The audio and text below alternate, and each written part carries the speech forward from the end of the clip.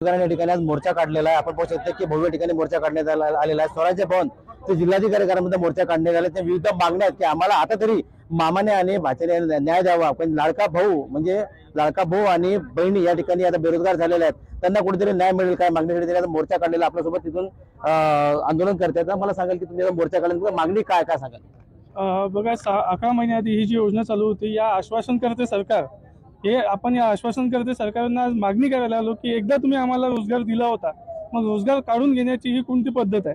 कारण गेले तुम्ही रोजगार देत असताना ज्या वेळेस का आधीचा काळ आपण 12 वर्ष आधीचा बघतो, तर रोजगार दिला तर त्याला कायमस्वरूपी रोजगार म्हणत होते। पण आता कॉन्ट्रॅक्ट बेस नाही तर प्रशिक्षण म्हणून तुम्ही आम्हाला जे 11 महिने दिले हे कितपत योग्य आहे मी शासनाला विचारतो। आज जर समजा त्या मोर्चाच्या माध्यमातून आम्ही मागण्या केल्या आहेत की आश्वासन दिलेलं आहे तो रोजगार तुम्ही द्यायला पाहिजे। जर समजा हा रोजगार हे देत नसतील तर येत्या काळात तीव्र गतीचे आंदोलन करत तुमच्या ठाण्यातील एकनाथ मामा शिंदेच्या घरासमोर आंदोलन करण्याची तयारी ठेवतोय। तिथं होत नसेल तर आम्ही आमच्या जिल्ह्यात आत्मदहनाचा इशारा देऊ। पण त्याआधीच जर दिवाळीची भेट म्हणून आम्हाला एकनाथ शिंदे मामा असतील, देवा मामा असतील, यांनी जर आधीच आमच्या मागण्या पूर्ण केल्या तर 100% आम्ही त्यांचं स्वागत करू। आधी पण दुधाभिषेक केला होता, यावेळेस पण दुधाभिषेक करू आणि येणाऱ्या काळात त्यांना भरघोस मताने निवडून देऊ। अन्यथा जर त्यांनी ह्या गोष्टी केल्या नाहीत तर आम्ही काय युवाची ताकद असते हे सुद्धा दाखवून देऊ। धन्यवाद। आपल्या लाडक्या बहिणी या ठिकाणी आहेत। आता मला सांगाल तुम्ही मोर्चा काढला काय मागणी काय सांगाल? सर, आमची मागणी ही आहे की आम्हाला सरकारने 11 महिने प्रशिक्षण म्हणून कामावरती लावलं होतं, परंतु आता आमचं प्रशिक्षण हे संपलेलं आहे आणि आता आम्हाला रोजगार पाहिजे। कारण की आता आम्ही बेरोजगार बसून करू तरी काय घरी, आणि सरकारने पूर्ण आता पत्र काढलेलं आहे की नवीन भरती करण्यात यावं। आमचंच वाकडं झालेलं आहे, परंतु आता दुसऱ्या जणांचं पुन्हा तुम्ही वाकडं करण्याच्या मागे लागले। आम्ही अनेकदा आंदोलन केले, अनेकदा मोर्चे काढले, परंतु सरकारपर्यंत कानापर्यंत ही त्यांच्या गोष्ट जात नाहीये।